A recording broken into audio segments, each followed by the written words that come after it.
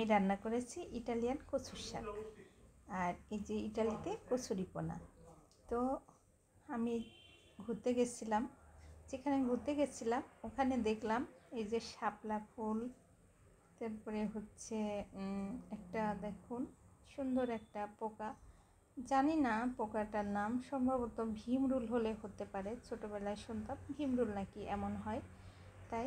আর হচ্ছে আমি ইটালিতে কচুর শাক তুলে নিয়ে এসেছি। তো আসসালামু আলাইকুম, welcome back to my channel Aiman Saad Italy. সকলকে ঈদ মোবারক। সবার ঈদ কেমন কাটলো? আসলে ঈদ নাকি 5 দিন থাকি ঈদের পরও, তো এখনও তো 5 দিন হয় না, তাই সবাইকে আমি ঈদের শুভেচ্ছা জানালাম, ঈদ মোবারক।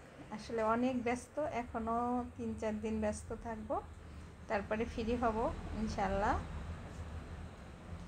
আর এই যে কচুর শাকগুলো দেখুন, কিন্তু সুন্দর পরিষ্কার জায়গায় শাকগুলো।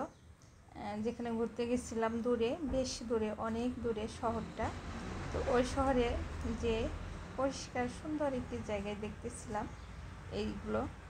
তো এখান থেকে আমি মানে আমরা বাঙালি খাবার তো আমাদের অনেক পছন্দ।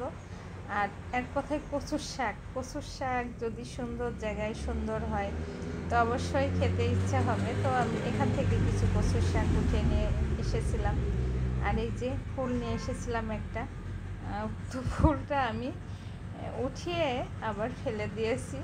মানে উঠানোর পর আমি যতক্ষণ ছিলাম হাতে নিয়ে ঘুরছিলাম, দেখতে ভালোই লাগছিল, কিন্তু পরে দেখলাম ফুলটা কেমন যেন হয়ে গেছিলো। আসলে ফুল গাছেই মানায়, কিন্তু হাতে মানায় না, এটা বুঝি সব করি। তারপরেও ফুলটা উঠে খুব খারাপ লাগছিল, যে গাছে থাকলে ফুলটা আসলেই সুন্দর লাগতো।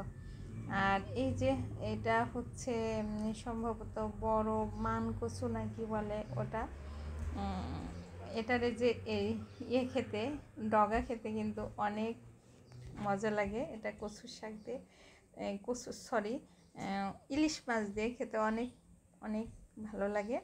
আর এটা হচ্ছে আদা। তো এবার ভেবেছি এরপরে যদি আমি কখনো যাই তো এর ডগা নিয়ে চলে আসবো।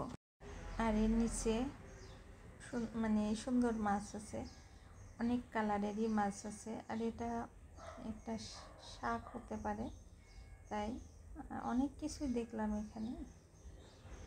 পানিটাও অনেক পরিষ্কার, মানে পানি দিয়ে দেখা যাচ্ছিল, কিন্তু আবহাওয়াটা ছিল মেঘলা, আর চারিদিকে সুন্দর প্রাকৃতিক, মানে গাছ টাছ এটা ওটা। যাই হোক, যে আমি কচু শাক নিয়ে এসে রান্না করেছি। সবাই ভালো থাকবেন, সুস্থ থাকবেন। আসসালামু আলাইকুম, ঈদ মোবারক।